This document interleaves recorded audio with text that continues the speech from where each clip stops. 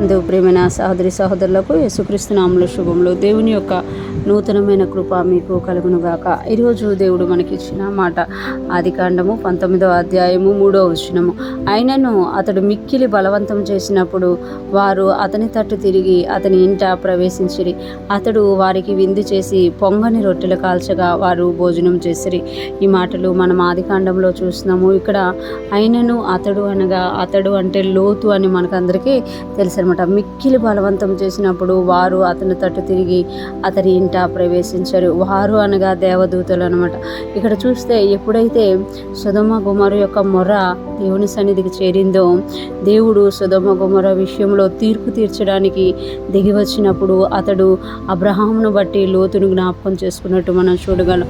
అందుకే అబ్రహాం గారికి లోతు విషయం తెలియజేసినప్పుడు నేను సొదొమ గొమొర్రాల్ని నాశనం చేయబోతున్నాను అని చెప్పినప్పుడు అబ్రహాము లోతు గారి గురించి ప్రార్థించినట్లుగా మనము చూడగలమట. ఆయన ప్రార్థించినందుకు ఆ ప్రార్థనకి జవాబుగా లోతు నివసిస్తున్న సొదొమ గొమొర్రా ప్రాంతాలకి దేవదూతలు వచ్చి వీధిలో నిలబడినప్పుడు అతడు మిక్కిలి బలవంతం చేశాడంట. లోతు ఏం చేశారు?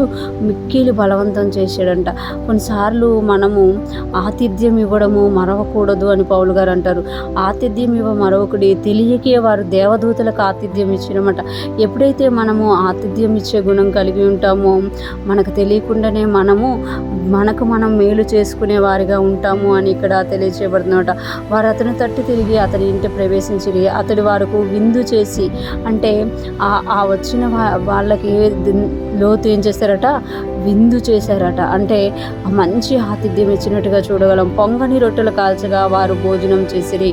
పొంగని రొట్టెలు కాల్చగా వారు భోజనం చేసిరి. విందు చేశారు మరియు పొంగని రొట్టెలు కాల్చగా వారు భోజనం చేశారు అని ఇక్కడ మనకి తెలియచేయబడుతుంది. వాళ్ళు భోజనం చేసిన వెంటనే సొదొమ గొమొర్రా ప్రజలు ఎలాగ వచ్చారో ఆ తర్వాత ఏం జరిగింది అనేది మనకు అందరికీ కూడా తెలిసినదే అనమాట. కానీ అలాగా ఎప్పుడైతే లోతు బలవంతం చేశారో దేవదూతలు అతని ఇంటికి రావడం వల్ల అతడు అబ్రహాము ప్రార్థన వలన అతడు తప్పించబడినట్లుగా మనము చూడగలం అనమాట.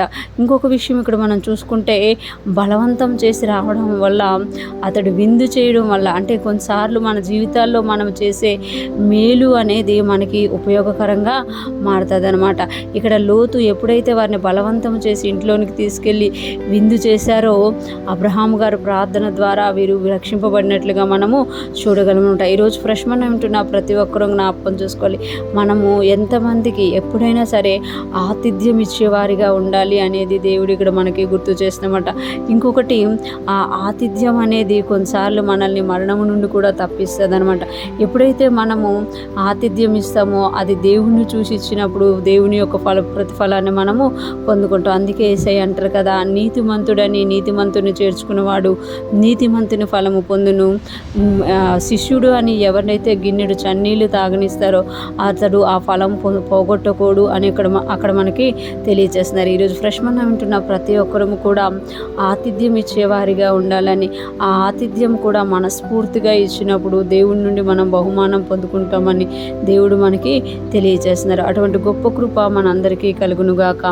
మనము ఇతరులకు ఆ మంచి మనసుతో దేవుణ్ణి చూస్తూ ఆతిథ్యం ఇచ్చినప్పుడు ఆ ప్రతిఫలాన్ని మనము అనుభవించి అనేక మందికి ఆశీర్వాదకరంగా ఉందుముగాక.